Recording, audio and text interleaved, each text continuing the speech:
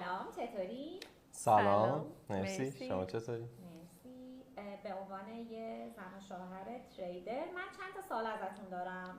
بفرمایید. اول اینکه موافقین که زن و شوهر ها هر دو ترید بکنن با هم دیگه یا نه؟ فاطمه اول تو جواب بده. یه سری نکات مثبت داره، یک سری نکات منفی. اول از همه باید از یه مرحله‌ای گذر بشه، یعنی باید یه مدتی ترید کنن با هم، یه سری مراحل پشت سر بذارن، بعد میتونه اتفاقا مفیدم باشه. ولی نه اینکه برای هر ترید و هر معامله بخوای بری بپرسی نظر چیه، تو چی کار میکنی، تو چه تریدی داری. نه، اینطوری نه. هر کدوم مستقلانه ترید میکنن، زمانی که لازم دارن به نظرم اتفاقا مشورت کنن، نظر بپرسن، همینطور کمک بکنه. یه وقتایی یه آرامشی که لازمه رو میتونی بگیری. مثلا فرض کن یه معامله داری رفته روی ضرر، الان ترس باعث میشه که بخوای ببندی و اتفاقا به اون تارگت نرسی، میتونی بری بپرسی. وقتی نظر رو میگیری خب با اطمینان بیشتری صبر میکنی و اون در واقع استرس بهش غلبه میشه. یه وقتایی هم خب میتونه بد باشه این موضوع، برعکسش هم میتونه اتفاق بیفته. میگم باید به یه نقطه اشتراکی برسی که اینم زمان میبره ولی شدنی.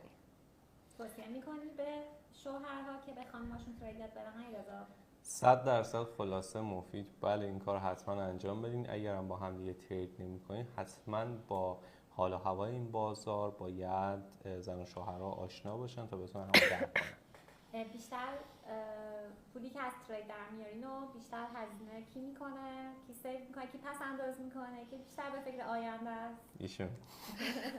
تو بیشتر خرج؟ من بیشتر خرج میکنم.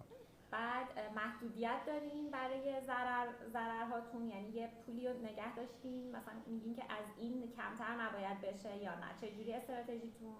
به دو صورت کار میکنیم، بستگی داره به مبلغ. یه موقع من خودم وقتی میخوام ترید کنم برای در واقع مبلغ کمتر رو کل اون پول در واقع دارم ریسک میکنم.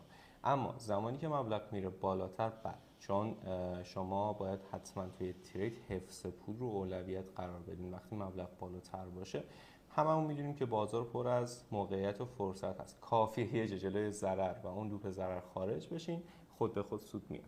تا حالا شده که به حرف فاطیما گوش ندی و ضرر کنی و بعدش دعوا کنین با هم دیگه؟ سعی کردم متوجه نشه که به حرفش گوش نکردم، ولی متوجه شد و بعد دعوا کرد. بیشتر کدوم طرف این اتفاق افتاد؟ تو گوش نکردی؟ آره من کلا بچه حرف گوش نکنی ولی من بچه حرف گوش کنی هستم. یعنی وقتی میگه که نه ممکنه ریسکی باشه